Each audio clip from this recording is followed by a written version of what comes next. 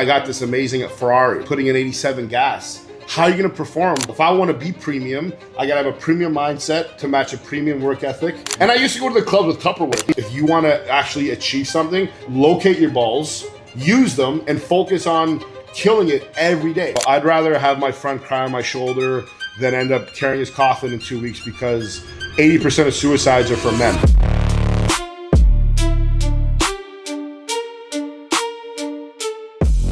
Hey guys, this is Ari from Inlands Marketing, and this is episode 3 of our podcast. And today we have a very special guest, somebody I'm very excited for, Mr. Mike Wheels himself. What's up, guys? Thanks for coming out. I appreciate it. Yeah, thanks for having us, man. Of course. So, you're a bodybuilder. You're Yes, one of sir. the best in Canada, I appreciate that. I think you are the best in Canada. I'm not going to argue that, so I'll just say thank you. Your personality as well. You have a big social media following. Talk to me. Where did this come from?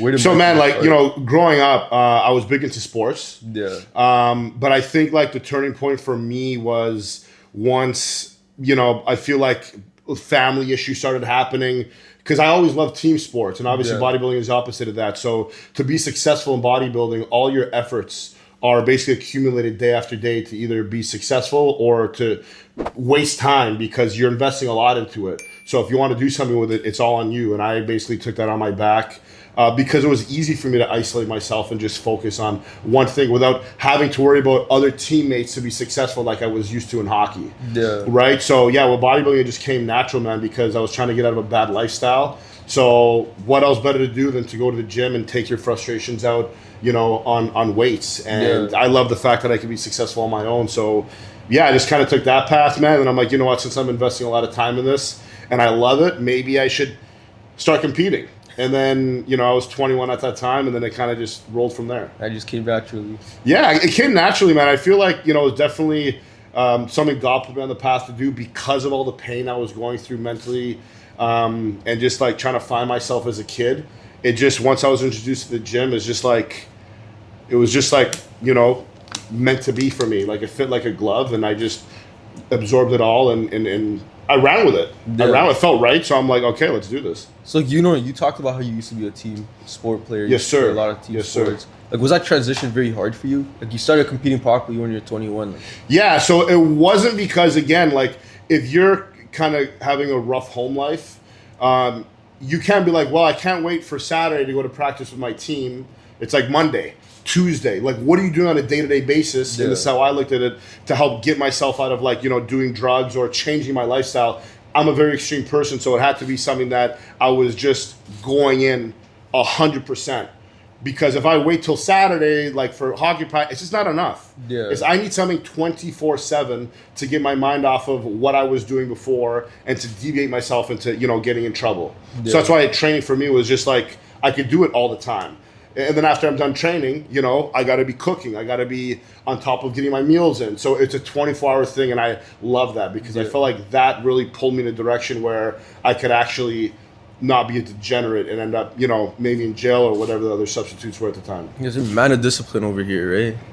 You got to be. I feel like to be successful, you gotta just fully jump into whatever it is you're doing, because there's other people who will. Yeah. So if you're not going to do it, they will, and you won't be successful. So I always tell competitors, why are you actually competing? If it's just for social media, okay. I mean, there's nothing wrong with that if you can use it for your business. But if you're just doing it for clout and some likes and stuff like that, it's not really worth it, because it's a big sacrifice in it. And, if you're going to be successful at it, it's going to take more than just one show. Yeah. So if you want to do it, you got to go all in.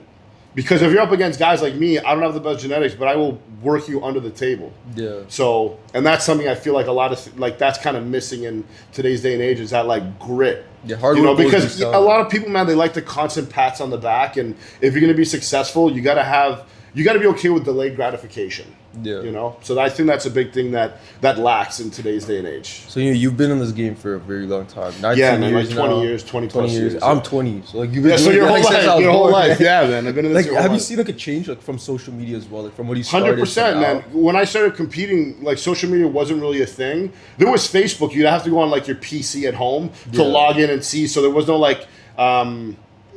filming at gyms and stuff like that. That was not a thing back in 2007 or 8 even. So when you used to go to shows, it was just a lot more love, and I find that you don't even know who you're competing against. Nowadays, they know who they're competing against. They're always comparing themselves, which again could kind of beat you up mentally. Yeah. And there's not as much love because like people see someone else doing good or getting good content or whatever it is, or lifting more than them at the gym, or again being in really good condition.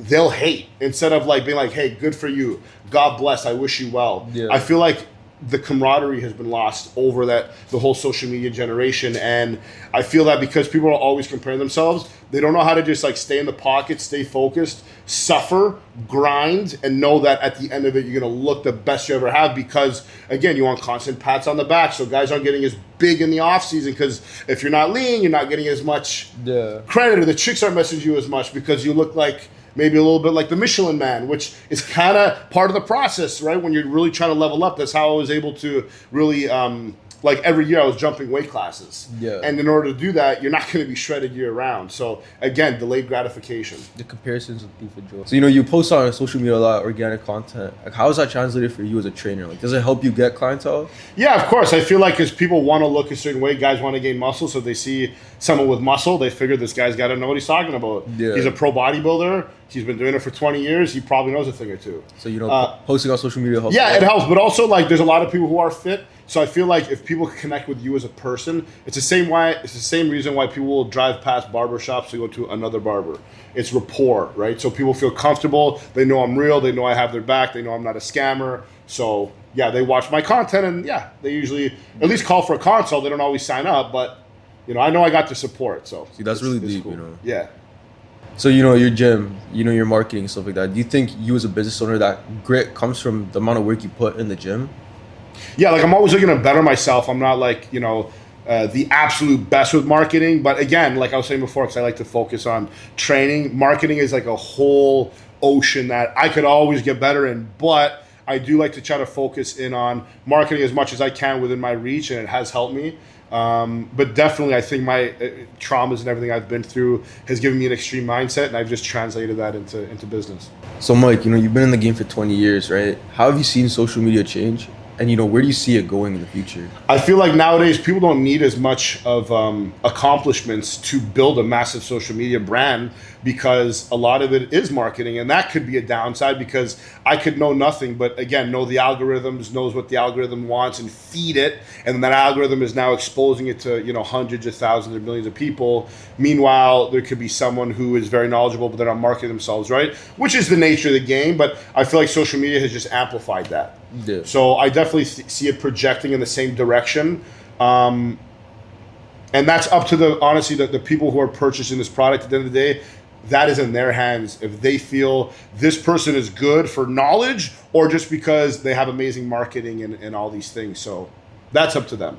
So you've been in this game for a very long time. Yeah. You've seen teenagers go from like the early 2000s, the middle of the 2010s to now 2020s. Yeah. What's some trends you've seen along the way with how bodybuilding's progressed as like a norm?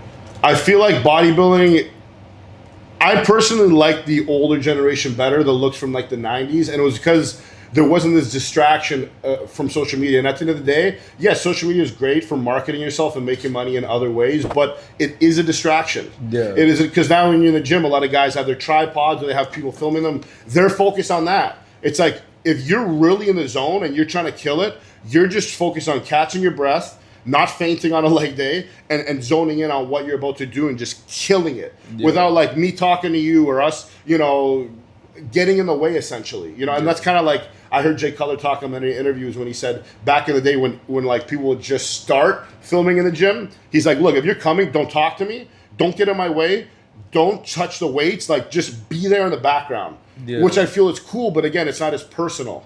So people nowadays are trying to grow their brand based off like personalities, and it can be conflicting to intensity in the gym. Like if you're gonna go there, just go 100%, man, and that's why for me, like on social media, I don't have a lot of gym stuff. If I do, it's like a buddy. I say, hey, hold this camera, stand here, don't fucking move, and I'm gonna, get in there and kill it. But it's very hard to do both. So I feel like nowadays you're either an amazing content creator or you're an amazing, bodybuilder. Yeah. Some guys have been able to like kind of straddle both sides, but I feel like it's not as common. Yeah. So you've seen like the ups and downs and everything. Yeah. We're gonna go into the talks of like peptides and steroids. Yeah. Those are things that are blowing up on social media now. It's kind of the norm for kids to take them. Yeah. You've had a lot of experience. You've been in the game for a very long time. Yeah. You know, like, how do you feel about that stuff? I feel like, unfortunately, steroids are attracting people who don't have any experience in the industry, and never mind the industry, just with training and diet, because they see the attention guys are getting from girls, or more, also more likes and more attention possible, like, maybe more contracts with companies. They're not learning anything in the process. Anyone could just jump on a cycle, and because your receptors are very fresh and you don't have experience with eating, if you jump on a cycle and you start eating more, you're going to blow up. Yeah. But it doesn't mean A, it's healthy for you, and it doesn't mean B, you're learning anything. Before I took anything, I was natural for years. I did shows natural for years because I wanted to learn. Yeah. And again, at the time, it wasn't as not that it wasn't as it wasn't as common. People still did it, but it was like not as pushed. Yeah. Nowadays, you have guys that, they're using their social media, like they're using the gear to push their social media with all this, like, gear content. Yeah. And then people fall into it because they think it's cool or it's acceptable. There's side effects, guys.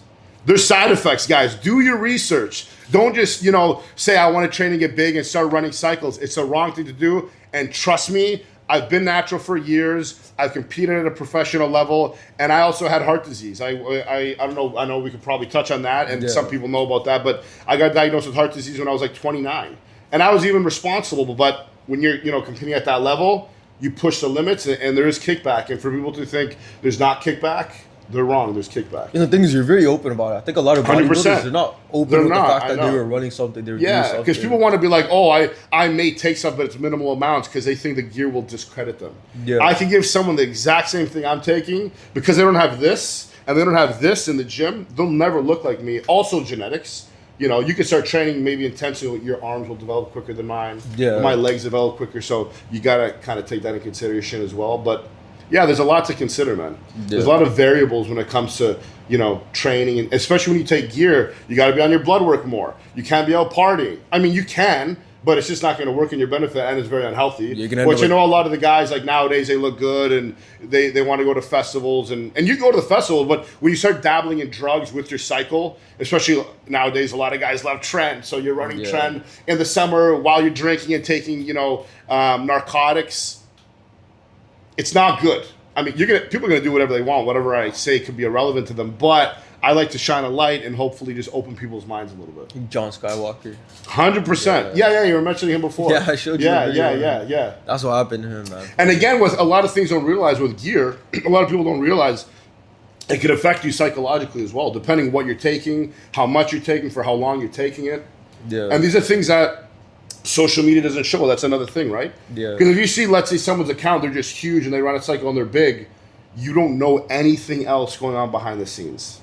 Yeah. Right? This guy's, the relationship with maybe his girlfriend or his parents, or, a lot of things. He could be a disaster, but social media is showing you that this guy's jacked and maybe he gets a lot of girls, but there's so much more behind it. So it's just not all that. And I feel like young men, guys, it's so important that you look at everything as a whole and not just one-sided, because, it's kind of like yin and yang. There's good things about taking gear if you're very responsible, but there can also be very bad side effects. So I feel like it's important to not just push the positive aspects of gear, post everything. And that's what I like to do. Like, I've taken gear. I still take some gear, but there's negative that, I feel like people got to research. Yeah, like Rich Piano, Ziz, those guys, and I love Rich, but I know Rich also said he never wanted to get his heart checked and things like this because he didn't want to hear that maybe he was sick or maybe he wasn't doing well. Yeah. And I feel like that's why he passed early, because if he was on top of it earlier on, maybe he could have caught it. Yeah. His heart issues. But again, guys, be responsible. Because gear use is real, and again, it can be used in a positive way, but, you gotta not be a dickhead. You heard it from the man, bro. Just listen to him. Don't be a dickhead about it. Like, he knows everything.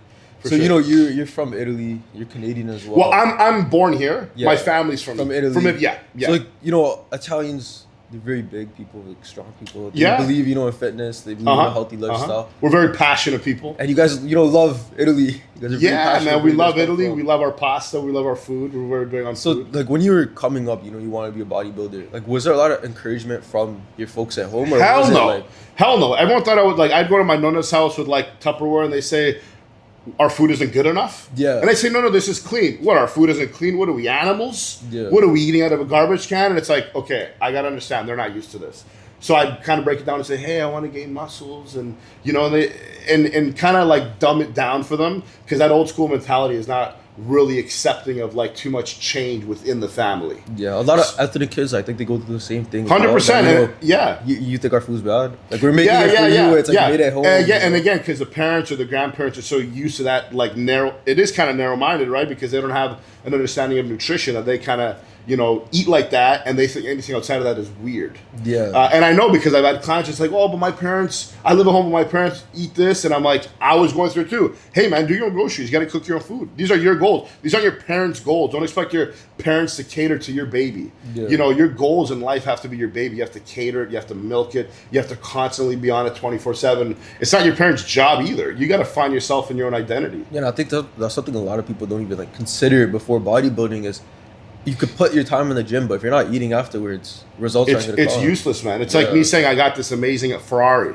It's great, but I'm going to the gas station putting in 87 gas. How are you going to perform at that high end level? If I want to be premium, I got to have a premium mindset to match a premium work ethic, to match a premium diet. And it depends. Maybe you don't want to go that far, but I'm Italian. I'm an extreme person. Yeah. I feel like if you want to do something, you should be 100% in. Or don't waste your time with it. Yeah, you're making an asshole. You got to give it your all. Give it 110%. Yeah, man, right? Exactly. And you're doing yourself a disservice, because you could do more, so why not do more?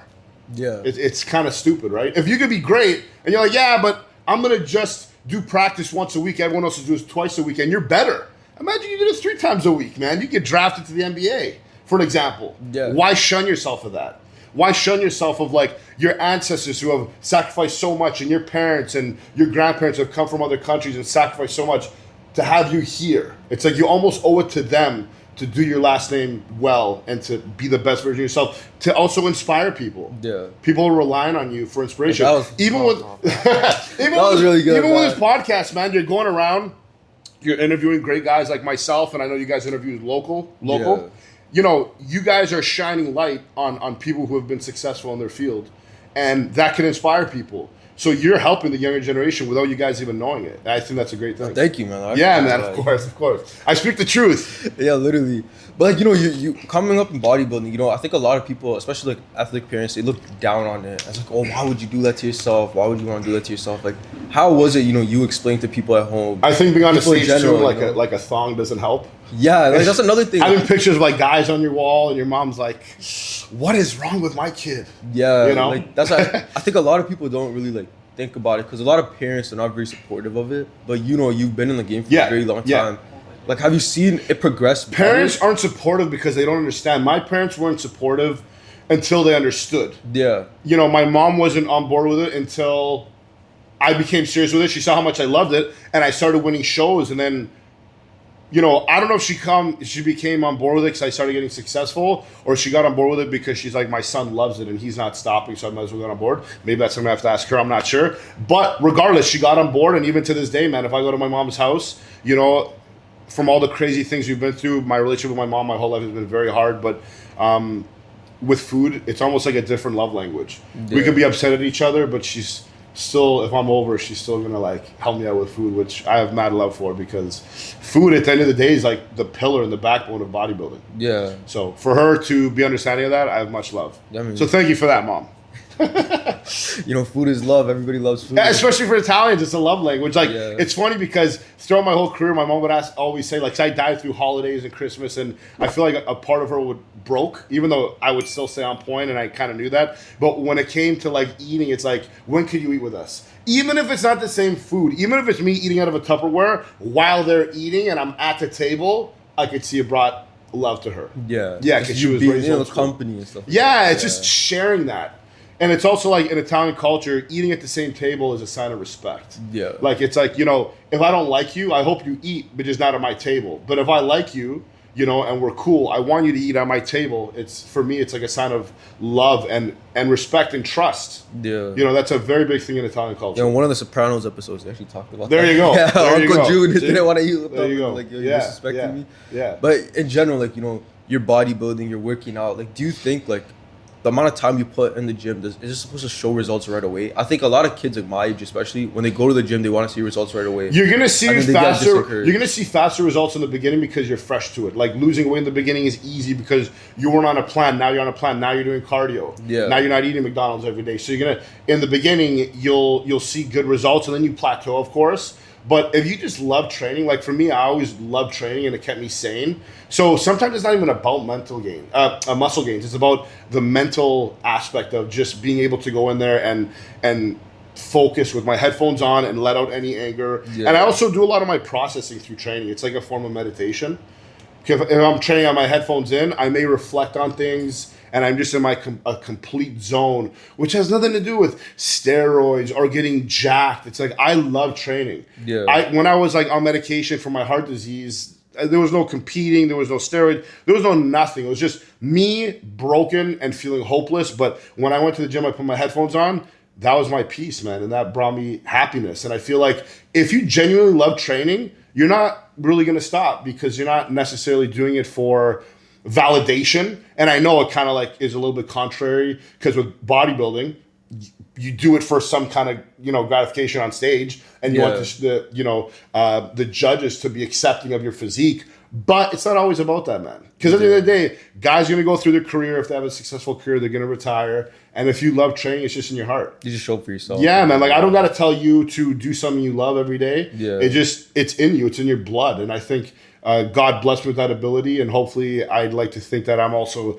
using that to help motivate and inspire people from, kind of what I came from and what I've been through in life, and use fitness as a positive tool, keep kids off the streets, off of drugs, and stay focused on something positive. See, like, at least you're actually putting in the time and effort to educate people. Yeah, I think 100%. A lot of, like, influencers nowadays, like, you go on TikTok, you can see, like, some 6'4" jack motherfucker, and they're going to be like, yo, take this peptide, you're going to get super jacked. Yeah, because, they probably have a promo code they're making money off. Yeah. And I don't like that. That's why I've been offered from a lot of people to have promo codes. If someone would like a peptide, I'd rather them call me and ask questions so I could fill them in instead of kids using my code that I can't help and reach out personally and educate. And maybe that's not the right decision for them, but if I have a promo code, it's just more so about my pocket instead of like, teaching people about what this does. Maybe there's some good side effects. There's some good effects, but there's also going to be side effects that come along with that. Yeah, and especially age dependent. And what else are they taking? Is it the right stack? Have they taken that other thing for too long? Are they taking too much of it? Yeah. No, it's just going to push them over the edge. Like, there's a lot of questions that need to be asked. Like the transparency that you have, I don't think a lot of people in your industry are They don't, man. They don't. That, right? Because they think that they're going to get, again, judged for what they take, or it's kind of still taboo in the industry a little bit. Now, social media, I feel like people have opened up. More so for follows and gains, like follows and shares and stuff like that. But I just feel like the more you're open about it, I want to help people, man. I graduated from social work. I love helping people. So if I'm able to help people, even if there's no credit in it for me, it's okay. Yeah. As long as I'm benefiting them in some way, I'm happy with that. So, I think the big question is, when you started bodybuilding, when did you see it as a hobby and when did it switch to a career? That's a good question. In the beginning, it was a hobby just to get my mind right and stay out of trouble. Yeah. And it's the only way I could deal with it with like, bad home life and me, doing drugs and hanging around idiots, essentially.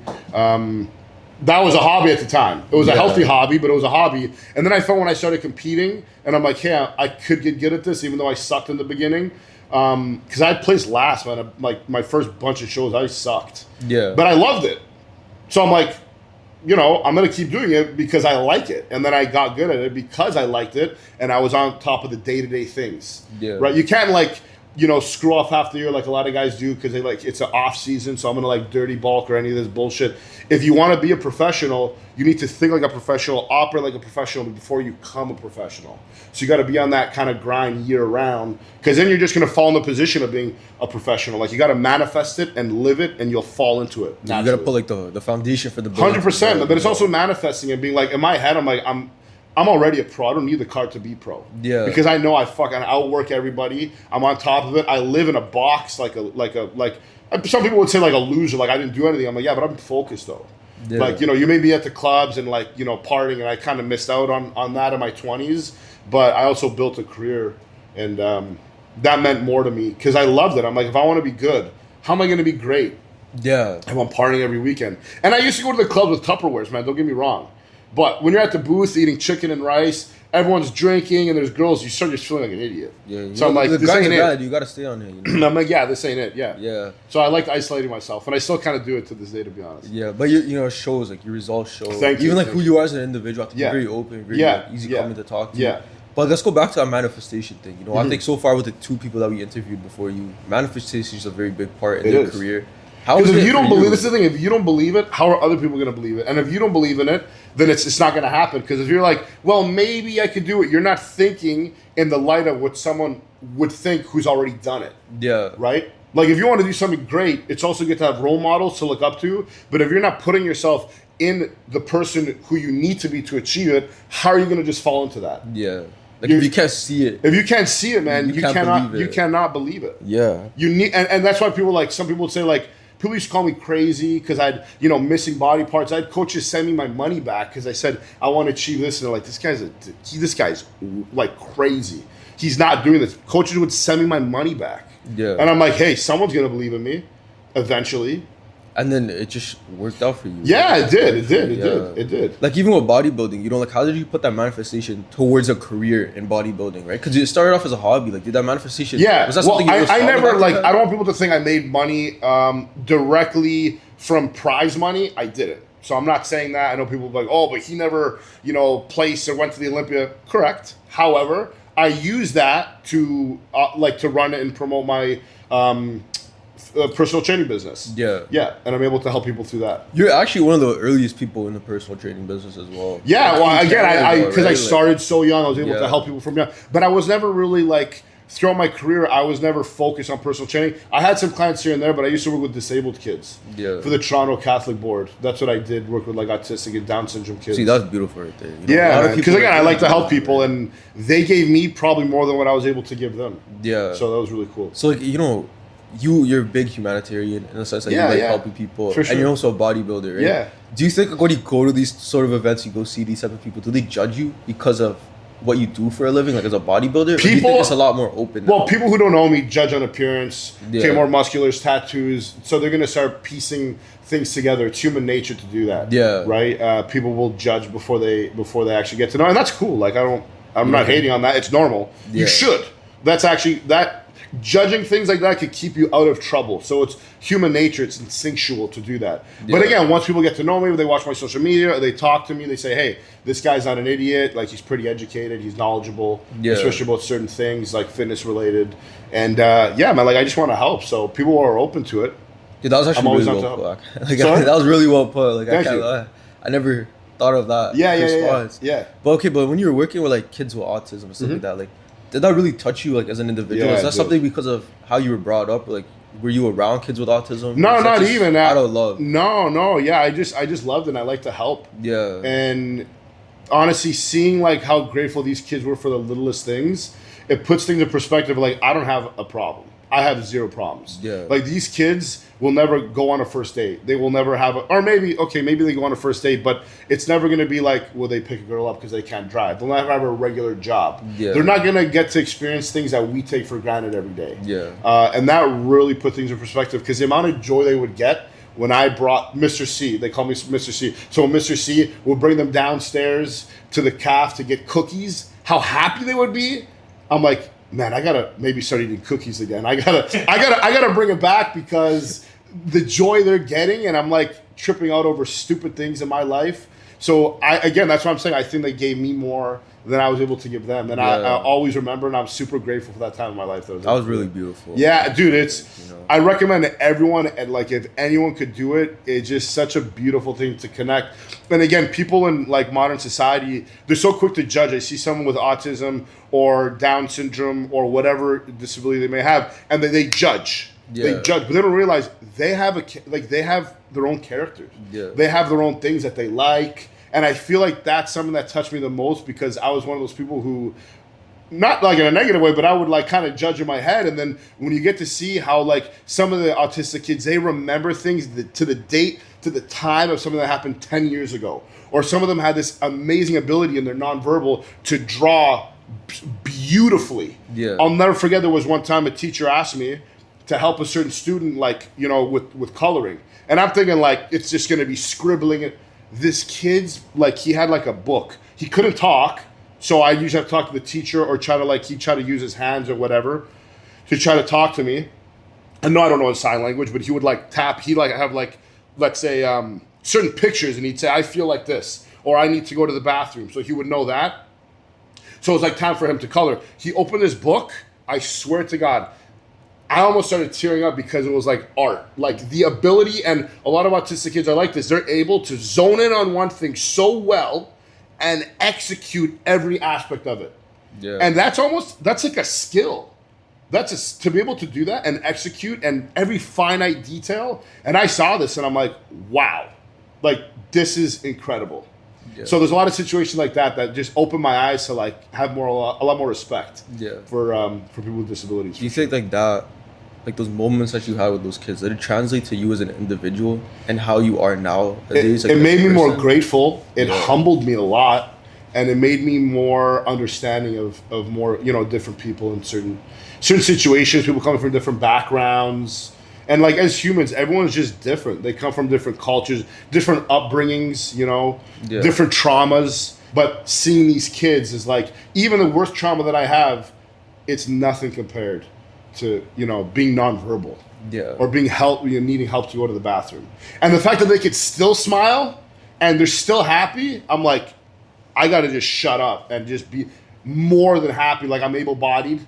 I got a roof over my head. I got food on my plate, and I get to do what I love every day. I have no right to bitch about nothing. Yeah, you know. There's like a really famous quote by Paul Walker that like, our problems are so small because there's somebody in a hospital bed that would kill to be in your position. Yeah, and he's bang on. Bang on. He was a smart guy. I like Paul. He was really smart. He was a good guy. Yeah. Really nice cars as well. Oh man, yeah. He was obviously a car guy. He could drive a car amazing, and he had a great, you know, appetite for good cars, which I like, because I'm not a car guy, but I respect nice cars. Yeah. I think every guy, you know, even if they say they don't like cars. For sure. You pull up in a nice Ferrari, they'll become a car guy really quick. Yeah. Right? But like back to like, you know, the work you've done with kids, right? Is that something you still do and you're still very No, I don't anymore. I don't work with kids anymore. Once I turned pro, because it was tough, because like getting my meals, and I'd have to like sometimes tell the teacher I was with that I'm like going to the bathroom because it's frowned upon to go and eat, because most people, like in modern society, there's like breakfast, lunch, dinner. Yeah. So you'd have a lunch break. So if I say I'm going to put food in my mouth, you're going to say, well, lunch already passed, but I'm on meal 3. I don't operate by breakfast, lunch, dinner. Yeah. I'm eating 6 meals a day. So that like my meal 3 is just kind of in the middle of nowhere, like 2 o'clock when I already had lunch. So I just say, you know, could I go off and I'd sneak in and try to eat food. So once I turned pro, I'm like, I got to take this more seriously if I want to try to be good. So I left that behind. But I was very grateful for that. And now I also do like security and personal bodyguard work, close protection work as well. If so that's you were my bodyguard, I'd be fucking happy. You know, nobody's coming up to me. But I try to like, I still take that like passion and care I have for people. So when a client hires me or whatever my job is, I take that very seriously. Yeah. Like they're my own. Like you're my brother. Like give it that 100%. Yeah, 100. I'm so passionate, man. I'm just like, for me, it's either 90% or nothing. I'm either helping you or I'm going to be at home on my couch. There's no in between. Yeah. So like back to that trauma thing, you know, I think that's something, you know, that a lot of people go through. Yeah. Really everybody has trauma. Different levels, but even the rich kid has trauma, because the rich kid now has higher expectations because his dad is, you know, like CEO of Apple or whatever, for an example, right? Just very high accomplished rates in his family. So that rich, you know, trust fund kids have tough times too, man. But like, you know, trauma is like something I think a lot of people don't really think about. Like it's something that's always just lingering. Because a lot of people aren't aware, because they don't take accountability. Yeah. Because they don't look in the mirror and, you know, think, how can I better myself? Yeah. It's so easy nowadays with social media to always be distracted. You go from one relationship to another relationship to another relationship, and you could just drag everyone through the mud with your problems, and now you're like almost bleeding on people when you never took accountability at any point to fix yourself. You never sat there and reflected. 100%. And how are you going to be better as a man? It's like men also need to be better, because we need to be at the top of our game. And I feel like with that, there's been this whole twist with like feminism. I feel like if men were alpha and leaders and strong providers, and women felt safer around strong men, their nature would just be to fall back and to be submissive and I know I'm going to get slack, chill, let me explain. Submissive in a point where they're able to let the man be a man, and from a man being, again, masculine and understanding his role as a man, he's able to allow a woman to be feminine. Yeah. Women are supposed to be softer. I'm not saying in the workplace per se, but at home. That's why they're able to raise kids better. Yeah. That's why they're natural nurturers. God made women be able to get pregnant and have kids for a reason. No man can nurture a child like a woman can. It's not an argument. It's not an argument. But men are supposed to be more physically strong. That's why God gave us more testosterone and more muscle, because we are natural hunters. So again, I feel like if we trace things back a little bit, society would fall back into its natural healthy phase. But with social media and the government and all these things, and like women almost getting like tricked into like, hey, don't let men be better than you. We're supposed to be different. There is no better. Yeah. Men have things like women and men are different, but we're supposed to be. Yeah. And when I say that, anytime I say that, man, I'll talk to a girl and say we're different, and automatically they assume that I'm saying like men are better. I'm like, no, women are way better at certain things, and men are better at certain things. That's why we're a team. Yeah. That's why but that's why I like women, because they're not men. Like, I don't want to date a man. I want to date a woman for those aspects. Like, I have my boys who I can have certain combos with, and I can have a woman who I would want to raise a family with. I can't raise a family with my buddy. I need that feminine. Men need that feminine energy to have successful, families. And I feel like that's been shunned on by the media and the government, because they obviously have different agendas. And without like a nuclear household, it's a lot easier to infiltrate a broken kid's mind.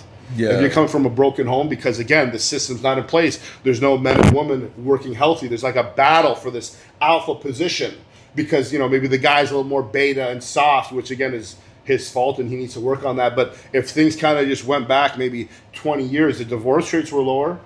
There's a lot less crime, less broken homes, less kids on the streets. Yeah. So what are we doing now that we were not doing, or vice versa, 20 years ago? And people are scared to ask these questions, because they're like, I don't know. It's like some people have a plug from CP24 on the TV going into their head, and they can't think for themselves. They're just sheep.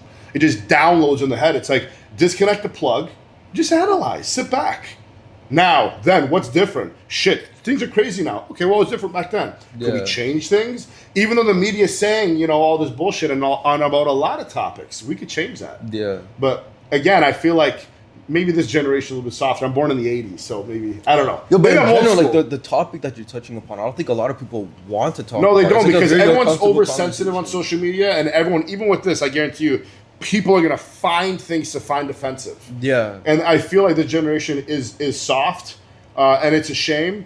But I feel like if people were to just focus on their goals and find what makes them happy, you'll naturally come into happiness. Yeah. But if you're lost and you're jealous and you have nothing to focus on, you're going to be at home and you're going to be upset because you haven't done anything with your life, and you're going to hate on people. It's just it'd be a natural thing to fall into. Yeah, like I think that's something a lot of people don't even want to talk about. It's just accountability and taking action. Yeah, because it means you got to change. Yeah, it means you got to own your actions.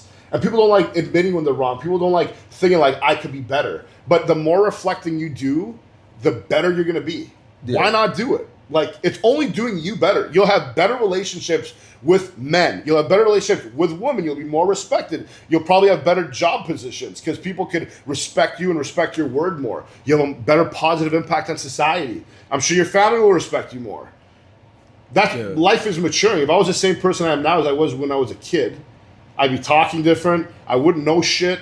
But again, sometimes pain, especially for men, I believe the more pain you go through, if you're able to convert it, it's the more benefit you can have on yourself to have more of a warrior-like mindset and forge your mind into something great. Because if you're soft and coddled your whole life as a man, it's like you have no experience. The best soldiers aren't made from sitting at home. It's like if you look back in the day with the Romans, how do you become a captain? From surviving the most wars, from going through the most stuff and having the most battle scars. It's the same thing with developing personality. I was actually just going to talk about the Romans right now. Yeah, brother. Like that's like something even a lot of Italian people are very prideful of, like the 100%. Roman Empire. Yeah, that was once something that they had. You know? It's Colosseum is still there. Yeah, and like that's something people still like. They're very proud of it, right? Of because it was one of, if not the biggest empire in the entire world. And to think that just such a small country was able to have that. But mind you, okay, so back then, I'm not sure if you know, but the countries were divided differently. Yeah. So people from like Portugal and France, they were able to be Roman soldiers. It wasn't just Italians. I didn't even know that. Yeah, it was. So it was a certain part of Europe that were allowed to fight. Because again, we're talking like thousands of years ago.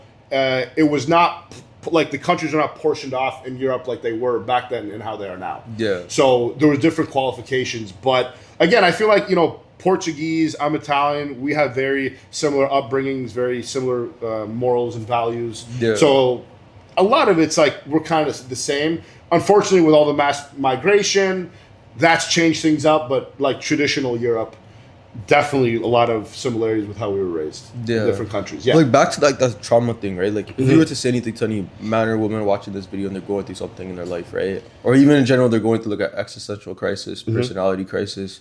What would you say to them as somebody that's already been through I'd say, hey, look, your traumas are normal. So don't feel like isolated in terms of you're the only person going through things. Everyone's going through things. So that should help you be rest assured that you're not alone. As humans, we all suffer certain things, but the best thing you could do is first of all, remove yourself from any reoccurring traumas. It's very hard to heal from trauma when you're still going through it on the back end, okay? So if you can remove yourself from that, find what you love and put that trauma and pain into something positive, you can make a career out of it. You can help other people. How cool would that be if you could use your trauma to benefit other people, to help them fight your trauma or their trauma based off of what you have been through? I think that'd be something amazing. And I'm sure that's what a lot of people want. But again, until you take accountability, you'll always be the victim in your own mind. Yeah. It's like everything, you just talked about is kind of like, it's like a funnel. Like what we 100%, started off at the top, like, 100%. now like, the conversation is a lot deeper. But in general, everything you talked about, they touch with everything else that you've talked about, right? And I think that's something. That's and really honestly, nice, man, it's like everyone has childhood trauma, and then from there, it's like, what are you going to do with it? I went through a bad path, and I made mistakes, and I feel like I was a product of my environment, to be honest, because I came from a lot of dysfunction, and I was dysfunctional. So it's like generational trauma almost just took me off my feet, and I was just going with that wave until I like put my foot down. I'm like, hey, okay, I'm on a road to nowhere, so I got to kind of figure shit out here. Yeah. And then eventually, I was kind of able to do that through a lot of self-isolation. A lot of pain, man. A lot of pain, a lot of tears, a lot of dark nights. But I made it, and I feel like, especially and I emphasize men because men nowadays, they go through some trauma, and they're like the victim for the rest of their lives, and they don't utilize that. Pain is amazing because you can utilize pain to be good. Anytime I got my heart broken or I was going through anything, financial issues, any issues, family issues, I ended up in the gym. So think about it. If I didn't have this terrible, whatever, all the trauma I went through, I would not be who I am today. I wouldn't want to be in the gym as much. Yeah. I might be working in a cubicle 9 to 5. Not that it's a bad thing, but everything that happened in my life pushed me in this direction. And it's funny because I remember praying to God many times, asking for strength. And I wasn't just given the strength on a silver platter. It's like you're given the obstacles to either jump over if you want to succeed, or you could just subdue to them and be the victim the rest of your life. So, and that's another thing. I'm a big believer in God, and I know everyone's got their own religions, but every religion usually has a God. So whatever your religion is, be faithful. It keeps you accountable and it keeps you locked in. And I feel like that's really the only way you could level up is if you have accountability. Yeah. If you're just blaming other people and pointing fingers, that's gross. That's a terrible trait to have. And bro, like even like with the 3 podcasts that we've done so far, including yourself, right? Like I think one thing I've personally picked up on is manifestation is super important. If you want to be successful, it's real. You got to believe in something higher above because what you give is what you get. Yeah. And another thing is that, if you don't take accountability, nothing's going to change. Like you're going to be exactly where you were 5 years ago. Yeah, how are you going to change? Yeah. Yeah, and like, again, for you to manifest into this person you want or you need to be, without accountability, you'll never ascend to that. Yeah. Because you're essentially looking into the ascended version of that 2.0 version of yourself. And things need to change because the definition of insanity is doing the same things on repeat, expecting different results. Yeah. So you're not going to do it just by doing that. You need to put yourself in that position. How are you going to do that? First thing, accountability. What can I do differently? Yeah. Am I doing my best? What have I done in the past that has screwed up? And you just go from there. That's what accountability is. Not only that, like you, Mr. Raptors, Local Wink, one thing that you guys all said is you're doing, like where you guys are now is because you love what you're doing, 100%, right? And I think that's something a lot of people don't even think about. Like, I gotta go to school. I need to get a job. I gotta do this because my parents. Because the thing is, I think generationally, a lot of people just do what their parents do or have told them to do because they're living at home. sometimes like my parents hated what I did. Yeah. And I feel like in a lot of traditional households that's normal because what parents would be like, my kid's gonna be a bodybuilder? What are you doing? Go like get a regular job. Like Yeah. it's so foreign. But again, I feel like to be a man, you need to detach yourself and be able to really look in the mirror and say, what do I want? Yeah. My life is not about my parents or my friends or it's about me. How am I gonna be better? So yeah, if you want to actually achieve something, detach yourself, locate your balls, use them, and focus on killing it every day. And again, it's okay if you're not with your friends all the time. Everyone's got different goals. People have this like social anxiety almost where it's like, oh my God, or not social anxiety, FOMO. They have this fear of missing out. People are at the clubs and they're doing getting girls with guys. It's always about getting girls. Don't worry. Girls will chase you if you're on your grind and you're focused on being better. If you're just sitting around and you're a broke bum and you're focused on girls, I promise, none of them are focusing on you. Focus on being great. Focus on yourself. Elevating. Yeah, 100%. You need to focus on having purpose and providing some level of value to people. Yeah. And then I feel like, never mind just girls, good things will follow you. Money, business opportunities. See, that was proper. Like, that was it's something, true. that's because true, on social media, man, I just feel like so many guys, like, they just focus on girls and on Instagram all day, just commenting on like models pages that have like 1 million followers. They don't know you. They don't care to know you. You're irrelevant. So if you want to get someone of higher status, and for like, if you want to get a higher status female, let's say you have an ideal person, and I would hope there's obviously more internal traits than just external traits. If you want to get a certain woman, you need to elevate yourself to that. Yeah. Because this girl deserves great things. If she's a good human, she deserves to be with a good man. And you're probably not there yet, which is okay, because even though you might not get her, if you elevate yourself, you will naturally attract someone of that same stature. Yeah. Like if you don't respect yourself, nobody. Yeah, man, and you gotta, exactly. Yeah. You gotta have your boundaries. You gotta focus in, and you just gotta execute. Because if not, like, I don't want to have a friend who's not like that. Never mind date somebody. So I don't blame women for not wanting to be with like a guy who's not focused. Now, I don't think necessarily a girl has to just wait at the finish line and wait for a guy who's got millions of dollars. I think it's really cool if a couple meets and a woman's able to help motivate and inspire her man to be great if he's got the vision. But the guy's got to have the vision. He's got to have the ambition. Yeah. Because again, if I was a woman, I wouldn't want to have a kid with someone who's a bum either. They shouldn't. Yeah. I would want to, if I was a woman, I'd want to be with someone who's focused and determined, even if he's not a millionaire yet. If he's got that mindset and that drive, and I support and believe in him, it's just a matter of time. Yeah. That's all it is. See, and that's something, a lot of, like, I think especially in today's culture, it's just a hookup culture. I people are scared of commitment. I went to this girl, blah, blah, blah. Yeah. And by the time, they actually wake up, they're fucking 29, Yeah, 30. But the thing is, like, and I get it, man, I'm in my late 30s now, I'm 37. And I've been through my 20s, and I was, a pro, and how do I say this without like this getting banned on Instagram? It's normal for women to want guys who are in shape in their 20s, but as a man, you have to ask yourself, what is your purpose? What are you trying to achieve? If you want to, build an empire, you need to have a down-ass chick instead of entertaining all these girls who want the attention of the whole village. It's not going to happen. It's going to cause chaos, toxicity, and headaches, and it's going to derail you. You need to be with a girl and friends, your whole social circle, not just the girl. You need to be in a circle that's going to enable you to do better and rise up. You could be banging all the hottest girls in the city, but none of them are bringing value to you, bro. All you're doing is wasting energy and time on these girls. So it's not just about how hot they are and how many. That's all bullshit. That's like a very narrow-minded mentality. And again, when you're in your like early 20s, I get it. Okay, your buddies think you're the boss and you're pimp. I get it. But if you actually want to like breed and make something great and have a legacy, you need a down-ass chick. 100%.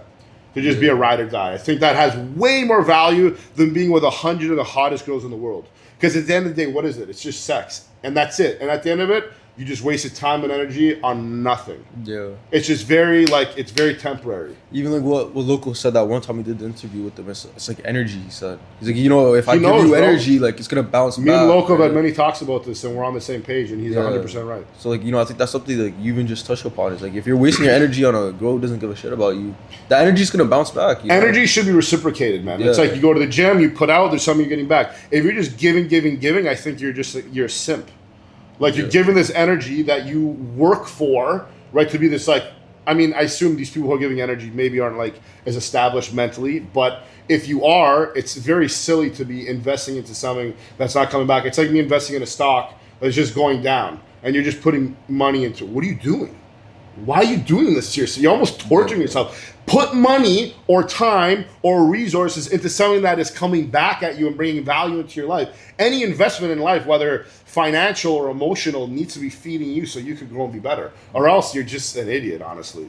Yeah, like, I think, your mentality, where you're at physically, I think you're, like, kind of at the peak of, like, mentally, like, you understand a lot. Yeah, mentally, yeah. I mean, yeah. And for certain things, peak is a hard word, man, because I always like to think I'm getting better. I hope if you guys were to come back tomorrow, I'd be like 0.5% better. Yeah. And you come back in a week, maybe I'm 1% better. But, like, you're very wise. Like, that's something we could put. It comes through a lot of trauma and a lot of accountability. You got the physique or something, but like, you got the physique, like, it's fucking crazy. You're jacked as shit. You know what's funny? The physique only came as a byproduct to establishing myself psychologically, and mentally. The physique is literally a byproduct. And I tell people when I'm on the phone, people are giving consults, and they're just so like concerned about the physique, and I get it. But the best thing that you can walk away with is harnessing your mindset and building yourself up and allowing these hardships to make you better, and then the physique just comes with it. Yeah. And then at the end of it, not only do you have a good physique, but now you have an asset, which is on your shoulders, that you could also help people and build yourself. Yeah. In many different ways. It's like I take what I have in bodybuilding and I could apply it to different things, that extreme mindset and understanding hardships and going through hard times, because if you have delayed gratification, you can focus on the end goal, you just live in that tunnel, man, you'll just run through fucking concrete walls to get it. But that doesn't happen unless you're able to, take your shots, take your cuts and bruises, and take the accountability and just heal and grow. And it takes time, bro. It takes time. Yeah. Yeah, wisdom takes time. But you got, both those very good qualities as an individual. Thank you. Yeah, I try. I'm just another man. I'm just another human on this earth trying to find his way and his place and just trying to be the best that I can. Yeah. Like, do you think there's somebody you looked up to get to where you are? At different points in my life, I looked up to different people. Yeah. I think when I was younger, wanting to be a bodybuilder, I looked up to Arnold. I looked up to Ronnie Coleman. Now that I'm older and I look for business, I like Dan Bilzerian. I like the fact that Dan thinks outside the box. He's not afraid to speak his mind, even though millions of people may hate it or disagree with him. He's true to himself. And as a man, you need to stay true to yourself, because if not, you have no principles, no values, no boundaries. You're a wish-wash. Yeah. And I feel like if society had more stand-up men, honestly, the government probably wouldn't be pulling all the shit that they are now, but the best way to weaken a society is by weakening their front line, and that's solid men. Yeah. So I like Dan, and I'm also a Tate fan. I do like Tate. I don't agree with everything he says, but the morals and things that he doesn't put out for rage bait, he does a lot of rage bait. People take it too literally. But him as an essence, to his core, I think as a man, he's putting out good content and he's helping to strengthen men mentally. Yeah, I think that guy as an individual, he created more millionaires than I ever realized, right? Like, a lot of people 100%. Got their shit together because, like, just when he was talking to him, he's very so real, man. Honest. Yeah, he's real and he's raw. What the fuck are you doing in your life, man? And he's very smart, dude. Yeah, super smart. He can talk about almost anything when he's serious, because, again, he has his rage bait stuff that he gets for clicks, but when he's serious and he's talking about knowledgeable things, he's extremely intelligent. Yeah, and I think, if you separate the personality from the individual, he is an individual, somebody, I think he's his own brand, dude. Yeah. He's on another level. That guy, he's on another, not just with investing, but with his insight on life and knowledge. You'd almost think the guy's like 90 because he's got so much knowledge and wisdom. But he gained that through hardships. Yeah, him and his brother were broke. They used to go splits on like KFC and shit. Yeah, I saw that video. So again, if he was just handed these millions, he'd just be another rich kid. Yeah. He wouldn't have anything that came with that. But his hardships has forged his mind into this like warrior like mindset, which I love. Yeah. I'm all about. All like my tattoos are representative. Your of tattoos that. are like, you can even show the camera. Yeah. They're fucking crazy. This is all Loco ink. Loco. This is free marketing for you, brother.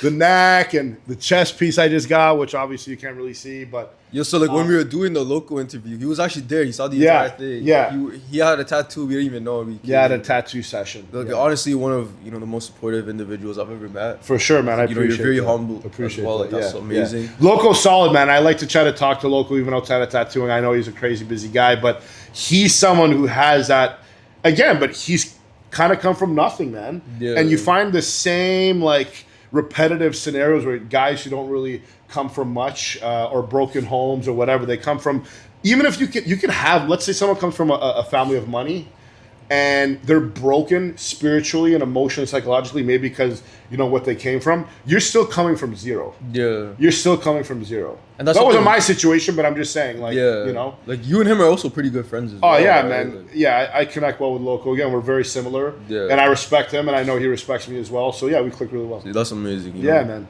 It's important to have, like, a brotherhood. Yeah. Because there's so much outside influence, unfortunately, that could, if you don't have a tight brotherhood, it's almost like water in a ship, and it just pulls things apart, and eventually the ship will sink. Like iron sharpens iron, bro. That's right. That's a good one. Yeah. I like that. Iron But sharpens like iron. any last words you want to say like to what man and woman watching this video to take I know away, I know I speak a lot of men. I love women, obviously, but I like to speak on men because I feel like it's men in society that are being deemed like toxic just for having masculine traits, and I feel like through that, unfortunately, men have softened, and then it's almost like women have to become more masculine because this like imbalance is like someone's got to lead the household, someone's got to have balls. And I feel like if men were able to really not just locate their balls, but have focus, provide safety, and allow basically their women, you can't just expect necessarily a woman to be feminine and soft if she's single, because she's probably in her masculine trying to just live and survive, which is normal. But if a man comes in her life who is able to make her feel more feminine, which my point is takes work to be accountable and to go through, all the shots and low blows in your life and always come out better. A woman is not going to want to be like submissive to a man who's just very soft and weak. She's going to want to provide and be beside a man who's solid. So I want to help make men solid. It's funny, actually. I was at Pizza yesterday after work, and there was like 6 or 7 guys in there that ended up like, they were asking. I was literally in there for like 30, 40 minutes, and they were asking all these questions about, me and my life and what I've been through and what I would recommend to them to be better. First of all, if you're young and you're watching this, the first thing I would say is start investing. At a young age, put money in the stock market, start letting your money work for you, basically, and stop spending your money on dumb shit. You don't need to, look rich to actually end up being rich. I think a lot of people focus too much on that, which is shallow-minded because social media. You could still, guys, I buy a lot of my clothes from Shein.